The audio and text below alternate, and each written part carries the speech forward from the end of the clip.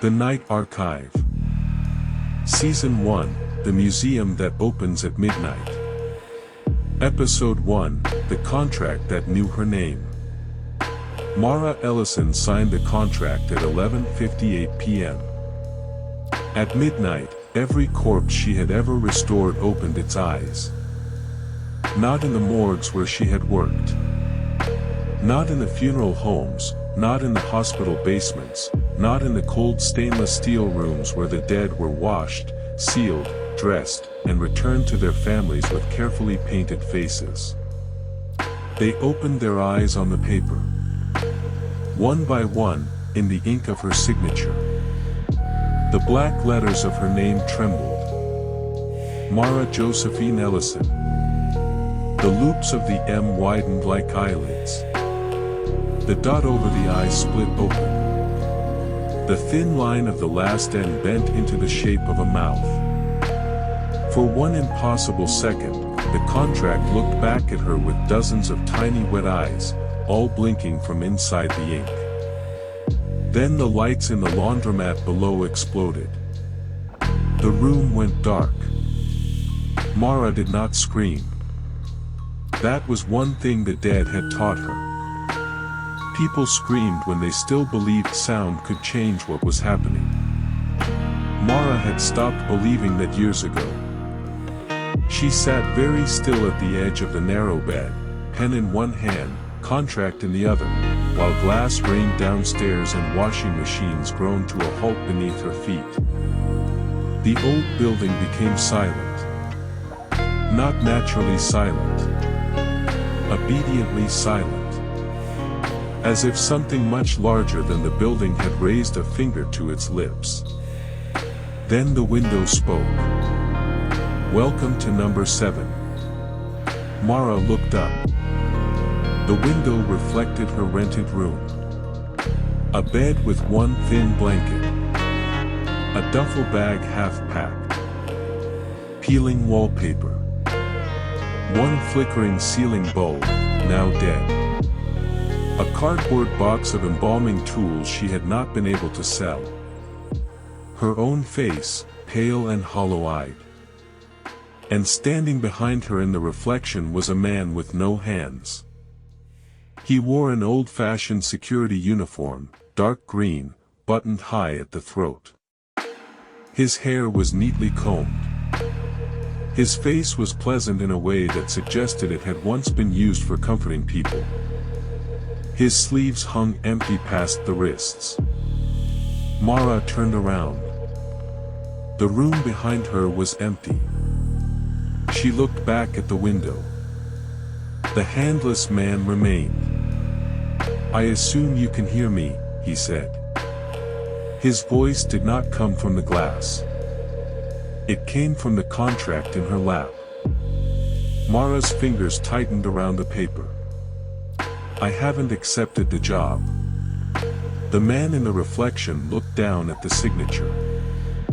The tiny eyes inside the ink closed one by one. "You have." "I signed because I thought it was a scam." "That is a popular reason." "Then the contract isn't valid." The handless man smiled.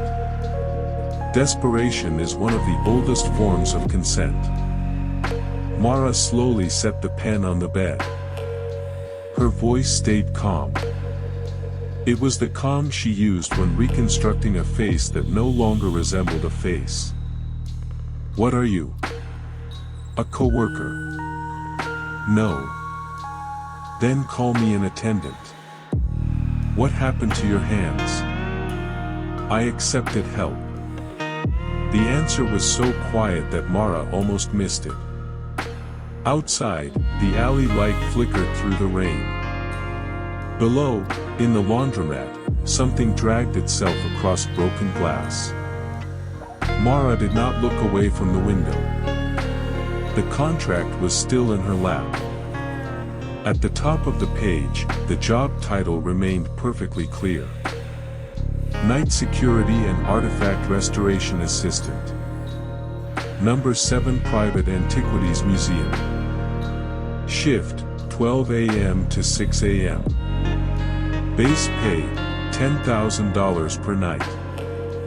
Restoration bonus, $100,000 per completed artifact. Containment completion multiplier, x 10 upon verification. She had read those numbers at least 10 times before signing. Ridiculous numbers. Cruel numbers. Numbers designed for people who had reached the end of reasonable choices. The contract had arrived in a black envelope without a stamp, delivered to a rented room above a laundromat where Mara had been living for 11 nights. On the front, written in dark red ink, was her full legal name. No one used her middle name. Not since her mother died. That should have been enough to make her burn the envelope. Instead she opened it. Because she had $27 left. Because her phone service would end at midnight. Because the owner of the room had texted 2 hours earlier. I'm sorry. I need the room back. My nephew is coming tomorrow. Because hunger makes impossible things negotiable. Because the city had already taught her that the world does not wait for people to be ready before it takes away the floor beneath them. Mara had been a restorative mortuary technician. That was the official title. In practice, she repaired the dead. Not spiritually. Not poetically. Literally. She rebuilt broken cheekbones from wax and cotton. She replaced collapsed noses. She closed torn throats beneath collars. She painted warmth back into skin that had turned the color of winter. She set shattered hands gently over still chests. She gave families something they could survive seeing. Her mentor, Victor Hales, used to say, "Restoration is the last mercy."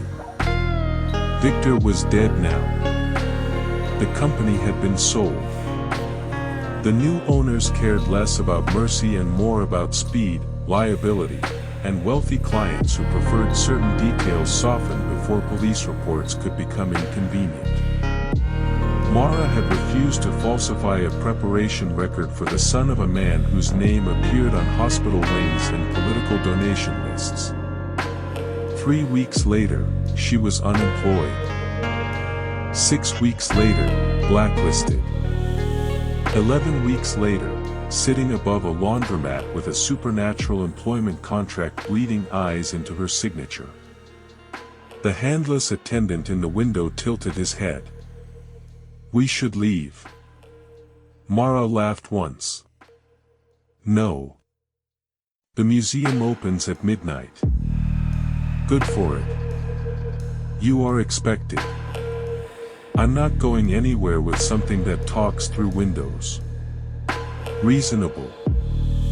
Then we agree. "No.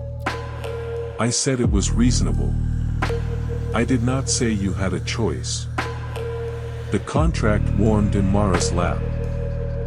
A new line appeared beneath her signature. Employee failed to report within the acceptable arrival window. Penalty countdown initiated. Mara stared. A number formed in red ink. $3 million. Then it began to increase. $1 every second. Mara stood so quickly the contract slid to the floor. What the hell is this? Breach penalty. I haven't even started. Correct. The number continued climbing. $3,021. $3,022. $3,023. The handless attendant's reflection watched with mild sympathy. Contracts dislike emotional arguments. Mara picked up the paper. If this is some kind of fraud, it is older than fraud. The floor beneath her feet shook. The laundromat below remained dark. From downstairs came a sound like coins pouring into a metal mouth. Then a bell rang under the building. Deep. Heavy. Buried. Mara felt it in her teeth. The contract changed again.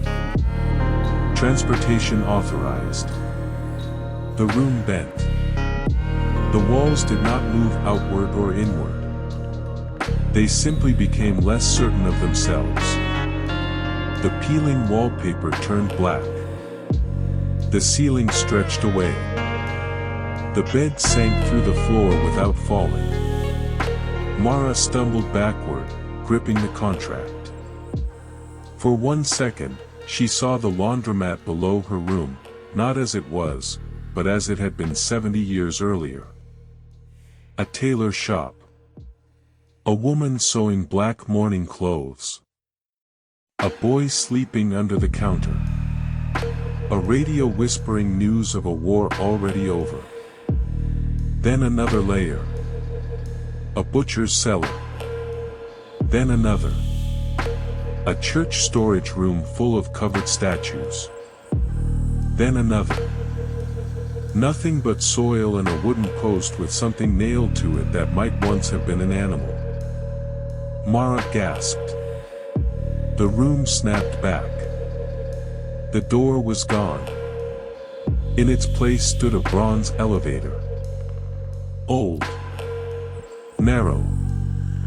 Its doors were carved with wings, keys, teeth, and 7 downward pointing arrows. The indicator above the door did not show floors. It showed years. -586. The handless attendant stood reflected in the elevator doors now. Please step inside. Mara looked at the contract. The penalty number continued climbing. She thought of $27. Of the room she had to leave tomorrow. Of the dead she had failed to save and the living who had made money from them. Then she folded the contract and put it inside her coat. Fine, she said. But if I die, I'm haunting payroll. The attendant smiled. Most of us do. The elevator doors opened. Inside, the walls were lined with red velvet. The floor was black marble. There was no button panel. Only one brass lever. Mara stepped in. The doors closed. For a moment nothing happened. Then the elevator dropped. Not downward. Backward. The years above the door spun. -586. The lights flickered. In the red velvet walls, Mara saw shapes pressing outward. Faces. Hands. Mouths. A man with coins on his eyes. A woman with no tongue. A child wearing a crown made of thorns. A soldier with a Roman spear through his chest. A priest whose shadow had horns. All of them watching her descend. Mara pressed herself against the back wall. The handless attendant's voice came from nowhere. Do not accept apologies from anyone in the elevator. A woman's voice immediately whispered beside Mara's ear. I'm sorry. Mara did not answer. The elevator stopped. The doors opened. Number 7 Private Antiquities Museum waited beyond them.